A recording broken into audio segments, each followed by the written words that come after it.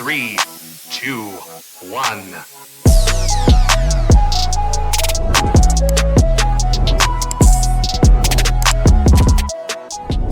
Hey guys, it's Chris and Fer with CD2 Fishing, and guys, we're actually gonna be on schedule. This is your weekly installation of Tackle Talk Thursday, where we go over past videos, tackle we were using in those past videos, talk about those, and talk to you guys about what we've currently been filming. That way you guys get kind of a dose of everything, lets you know what was working on different lakes and what's working right now. We'll go ahead and start off with the last two videos that you guys have seen. The first one was, it was a Harris chain compilation. Guys, I had a little bit of time off, so I decided to go down. I'm still trying to master it. Well, I don't think anybody can master the Harris chain. Even the top guys will tell you that place changes by the second sometimes. Listened to a very interesting podcast from that involved Mr. Kenny Steverson that won the MLF's Toyota series there. And it just blew my mind.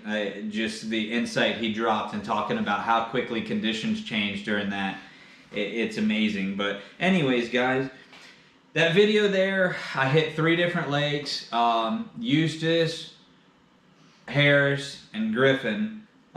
Griffin has become like my mortal enemy, but we finally figured him out the other day. It took us 6.5 hours to figure him out, but when we figured him out, we put some in the boat pretty quick. That video is coming. Anyways, guys, in that Harris chain video, it was tough, man. I rolled up at Eustis and Harris, and boom, just right off the rip. Now, granted, Eustis, it was blowing like 30, 35 mile an hour, and I couldn't run to exactly where I wanted to go. I had to run all the way across the lake to get to where I wanted to go. So I opted to go into a canal system that's close to it. Yeah, I actually found 2 there. It wasn't anything great. I mean, one was close to 4 pounds. I'll take that any day, especially when there's money on the line. Now, I stole Fur's pitch and setup because I don't even know where my pitch and setup is. So he's on a Guggen muscle with a Cast King Varus. It's for the simple fact that we ran out of reels that are a faster gear ratio. I like to stay around 8-1, 8.5 to 1. Some guys will go faster, some guys doesn't think it matters. But this was the juice. This was a black blue flake body, blue tail Senko, 3/0 hook. Probably could have went a little bit bigger, but usually we're pitching little bandito bugs and nuke punches, so we stay with a little bit smaller hook. And just a 1/2 ounce pinned weight, guys. And you'll notice on all my flipping setups, I always put a black flipping bead. This one's from Fitzgerald.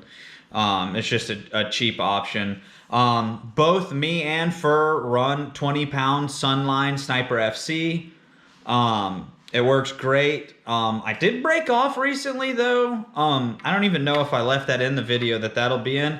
I might go to 25. Some guys go 25. I just like 20 because it's kind of versatile. I think it was more to blame with me not checking my line above the weight. I think it got frayed. I think that's what honestly broke it. But I was just pitching around. I found a canal that had some bushes overhanging. And I pitched up in there. And guys, I got smoked. Smoked. If you haven't seen that video, go back. Then it's just a Harris chain compilation video. I got worked on that fish. And then, actually before that fish, I got broke off on about a 3-pounder. You guys actually can see it in the clip.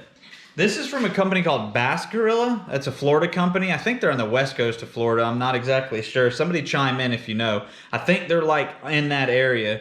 This is a black and blue flake body with a blue with silver flake tail. And, oh, that scent's rough, dude. Oh my goodness. But it's essentially a trick worm. You know, just think of a Zoom trick worm. And that black blue flake body, that seems to be the ticket, whether it be in a trick type worm like that, a Senko type, a bandito bug. I got bow bugs from, what is the name of that company? I just went blank. I can remember. It's a JDM lure company. Wow, they make the bellows. Oh my goodness. Anyways, guys, just point laugh that I'm losing my mind. I think the sun's fried my brain. And then fast forward to Harris. Bruised pumpkin, guys. I know this is gonna look black and blue, but it is bruised pumpkin. Hopefully the light, that's more of a green pumpkin skirt, black flake, and then your blue and black. To me, I mean, thinking maybe they think it looks like a bluegill. Kind of has that bluegill look to it. This is a 1/2 ounce jackhammer. And then I had the black blue flake happy trailer from Guggen. These are killer. Check them out. GuggenSquad.com, Shop Carl's, Tackle Warehouse, Dick's Sporting Goods. And guys, and some Dick's Sporting Goods actually do have all of the new Guggen baits. They've had the hard baits for a while. You just got to look.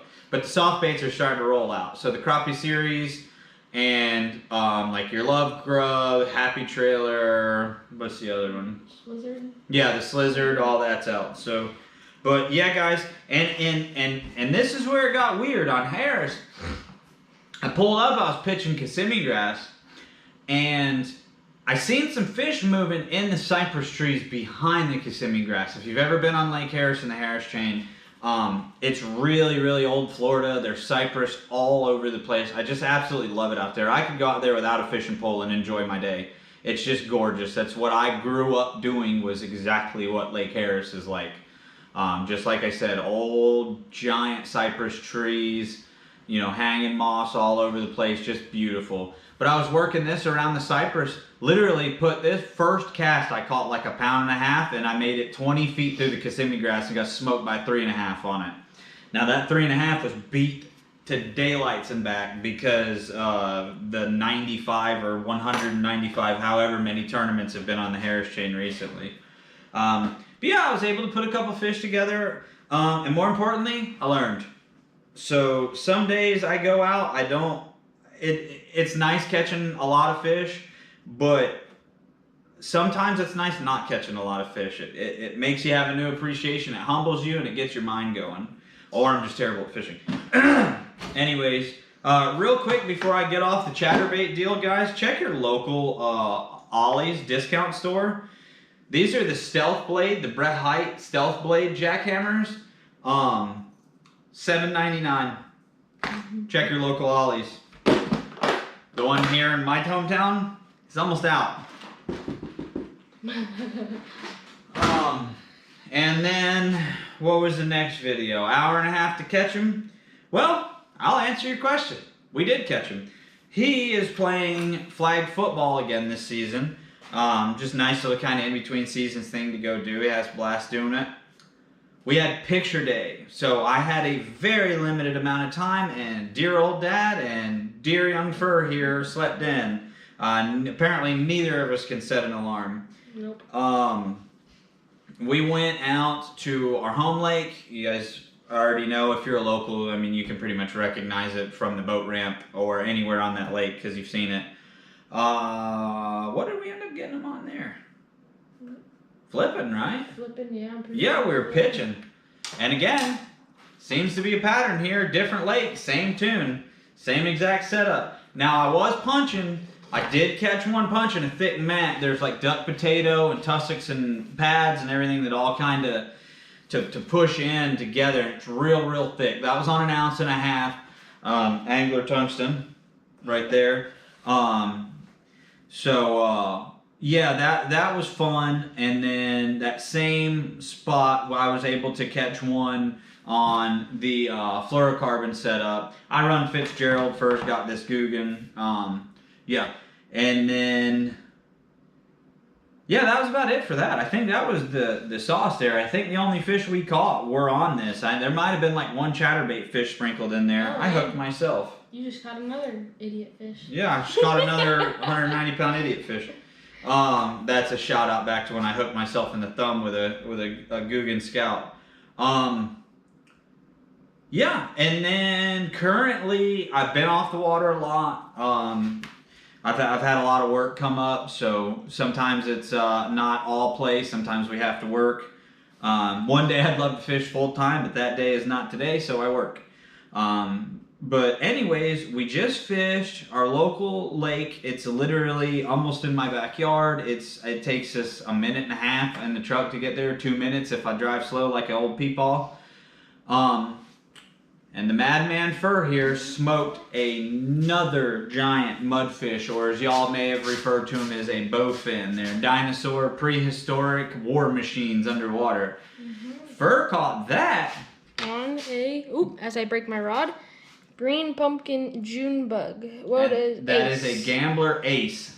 Not a big ace, that's the 5-inch ace. And this is on a 610 Lose Xfinity.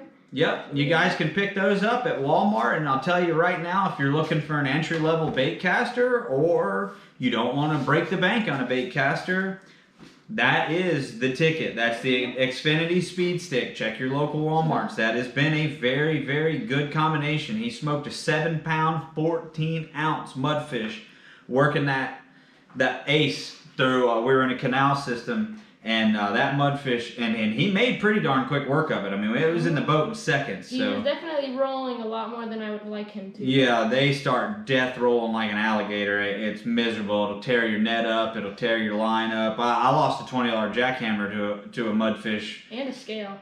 Yeah, gosh, I've lost a pile of money if you think about it. I lost a jackhammer, a brand new jackhammer, by the way. I took it out of the package that morning and tied it on, and the first fish I hooked on it broke it off. And I watched that gold flash as it swam away. If I was a good swimmer, I might have jumped in and tangled with that mudfish. I was freaking mad. It wasn't been that bad, but 2 days before that, I lost another jackhammer because I'm a bonehead. And then I caught another big mudfish on the same lake on Shiner. He caught 2 big mudfish on Shiner. Weigh it, and he started rolling around with the scale, and it ended up landing on a lily pad. I didn't have a good grip on the the scale. I had a Rapala scale, Bass Pro Rapala, I think, or something. I don't even remember, but I bought it at Bass Pro. I don't know if it was a Bass Pro brand or not. And I went to go get it, and when he thrashed, my hand slipped. And he started slashing and beat that thing senseless. Started slamming the back of the boat. We had to pick some of it up out of the water. Some of it ended up on a lily pad, all that. Yeah, on that Clearwater Lake, another thing I can show you guys. I very rarely ever throw a spinnerbait, and I caught almost every fish this weekend on a spinnerbait.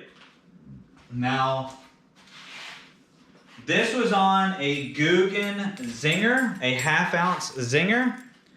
That is the white chartreuse, and then this is a white saucy swimmer, and I dip the tail and spike it. These were laying in like a Ziploc bag. There is a little pink there too. Every now and then I'll dip the tails in hot pink as well. That's my color. So we were working this around the edge of Kissimmee grass and around pads, and they just gobbled it up. This is on a Guggen Gold Go-To. This rod's my baby. I love this rod. Medium heavy, fast action. And then the star of the show really here is the JDM Shimano Scorpion. This is a 21 model JDM Shimano Scorpion. It's an HG. That is a 7.5 to 1 gear ratio. And this is on 50-pound Versa braid from Fitzgerald. And like I said, guys, it worked. I don't know. Like I said, I very rarely throw spinnerbaits. I could see on live scope that they were chasing bait. I said, well, let's imitate a bait pod because I don't have any A-rigs in the boat. And they're hanging on the wall behind us. So I just grabbed that spinnerbait and went to town and first cast with the spinnerbait. I caught it. It was a tiny fish. It didn't even weigh a pound, but I caught one, so that was a good sign. All in all, from what we found, most fish have already bedded down here. I'm in north central Florida. I'm about 45 I'd say about a half-hour north of Lake Griffin, Eustis and 45 or so away. I haven't been able to find anything recently on beds. It's been about 2 weeks since I've seen a fish sitting on a bed. I've seen a lot of vacant beds and stuff like that. So I think the spawn might be over. I could be wrong. We do have a cool front hitting right now. It did get very hot. So I don't know if we'll have any stragglers showing up to spawn in April. I doubt it. But you never know anymore. This year has been extremely weird. But yeah, guys, like I said, we haven't been on the water a lot. Fur's been very busy. I've been just working myself senseless. So hopefully we'll get some more content done for you guys. I do have some videos in the can ready to rock. So stay tuned for those. We've got some product unboxing, some other stuff. I might make a video going over all the upgrades on the boat because I wasn't smart enough to think to grab a camera and film it.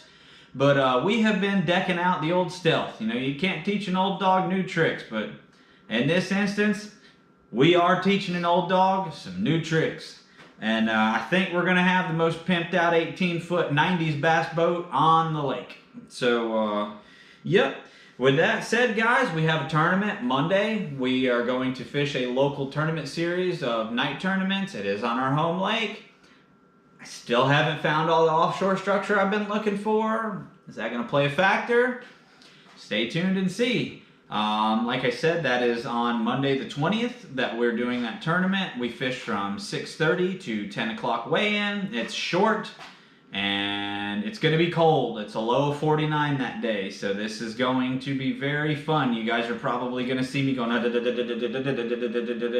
miserable the whole time, or you'll see us hiding at one of the local restaurants that are on the lake in the heat and out of the wind and just giving up on the tournament altogether. But I'm confident. I've got a different approach to it. Me and Fur have been talking about it. I've got a very, very different approach than most guys, that I would say almost all the guys that fish that tournament trail, or tournament series. It's not a trail, but it's all on the same lake. Is it going to pay off? I don't know, but we're going to go and show out and see what we got. And I'm looking very forward to it. It's going to be Christopher's first full legitimate tournament. We fished another one. It wasn't like a sanctioned tournament or anything like that, and we actually won. But this is going to be his first real taste. Hopefully he likes Tournament Dad. Tournament Dad can be a jerk sometimes, but well, that was when I was younger. I might not have the energy now to be a jerk.